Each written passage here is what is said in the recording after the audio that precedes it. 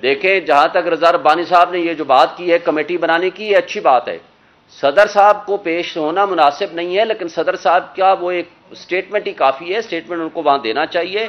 इस पे इंक्वायरी करके, एक सेकंड बाद में सवाल का जवाब दे दूं। आपकी बात सुनता हूं, मैं बैठा हूं। जब मियां रज़ा रब्बानी साहब को और चेयरमैन सेनेट को कमेटी बनानी चाहिए और उस कमेटी में तमाम किरदारों को सामने लाना चाहिए और जिसने जुर्म किया है उसको उस जुर्म की सजा मिलनी चाहिए। रियासत के साथ ये जुर्म हुआ है। मुझे ये बताएं, पाकिस्तान से बाहर या पाकिस्तान में इन फ्यूचर आपके इदारों के ऊपर कौन ट्रस्ट करेगा? कहां आपके कानून की हुक्मरानी का तस्वर होगा? कहां आपके आईनी इदारों की रिस्पेक्ट होगी? वो कोई नहीं करेगा। जी सर। मैं ये कह रहा था कि पीटीआई वाले बड़े मासूम लोग हैं, पता नहीं चलता कि इनके साथ आखिर में हो क्या जाता है। पूरे मीडिया में चल रहा था कि बिल साइन हो गए। सदर पाकिस्तान इतने बेखबर हैं कि उनको ये मालूम नहीं था कि मैंने ये वापस भिजवा दिए। और दूसरा कानूनी तौर पर सदर ने रिमार्क्स देने होते हैं कि जी इस पर ये बिल ये मसला है और ये इसलिए मैं वापस भेज रहा हूँ। उन्होंने रिमार्क्स क्यों नहीं दिए? आया फिर उन्होंने जब से सारा मीडिया में 2 दिन चलता रहा है, प्रोपेगेंडा होता रहा है, आप लोग खुद पीटीआई के लोग इस बिल के हवाले से अपना इजहार करते रहे, लेकिन सदर साहब को पता नहीं था और आज वो सुबह उठ के उनको अपना ईमान याद आ गया। पहली बात तो आपको बताऊं कि जब सदर ममलिकत कोई शख्स बन जाता है वो उसका पार्टी से कोई ताल्लुक नहीं होता। इस वक्त वो सदर ममलिकत हैं, वो आईनी सरबराह हैं, इसलिए वो supreme commander of the army हैं, इसलिए वो पीटीआई या पीटीआई ना होना उससे वो मानी कोई नहीं रखता, हुसोएवर में भी। दूसरी बात सवाल सुन लें, सवाल का जवाब सुन लें ना, सवाल का जवाब सुन लें। दूसरी बात मुझे ये बताएं कि सदर ममलिकत से मंसूब ये मनगढ़ंत खबर किस इदारे ने, किस मीडिया हाउस ने चलाई है? फिर उसको कॉपी बाकी लोगों ने किसने की है और क्यों की है? क्या उनके खिलाफ मुकदमात बनते हैं कि नहीं बनते? क्या उनको पैमरा को यह नोटिस नहीं लेना चाहिए कि किसने यह खबर गलत चलाई है? क्या ये डिसइंफॉर्मेशन और मिस इन्फॉर्मेशन में ये नहीं आता है?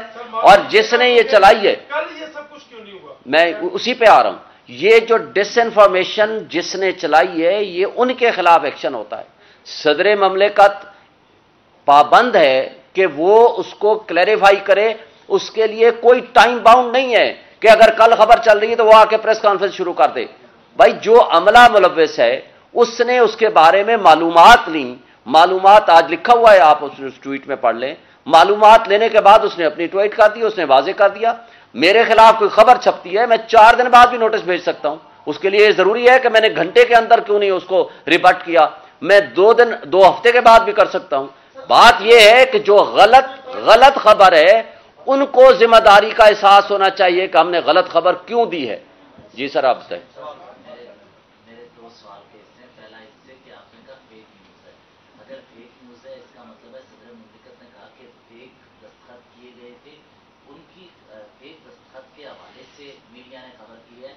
या मीडिया को दुरुस्त माना जाए या उनकी इस ट्वीट को दुरुस्त माना जाए कि दस्तखत हुए हैं, तो वही मीडिया ने रिपोर्ट किया।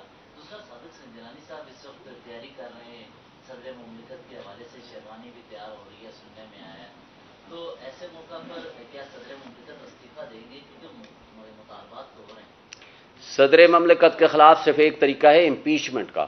वो इम्पीच सिर्फ 2/3 मेजॉरिटी के साथ उनके खिलाफ किया जा सकता है, जो कि इस वक्त असम्बली नहीं है। जब तक नया इलेक्शन नहीं होगा वो कंटिन्यू करेंगे, और जब तक हाउस मुकम्मल नहीं होगा, तमाम बल्कि हाउसेज मुकम्मल नहीं होंगे, इसलिए वो कंटिन्यू करेंगे। ऐसा कोई इशू नहीं है कि वो रिजाइन करें।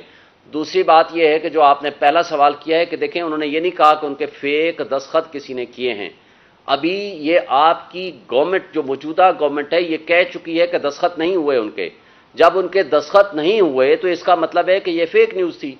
दस्तखतों का सवाल तो तब आए कि जब ये कहा जाए, उसकी वेरिफिकेशन हो, या वो सदर साहब कह दें कि मेरे किसी ने फेक न्यूज साइन किए हैं।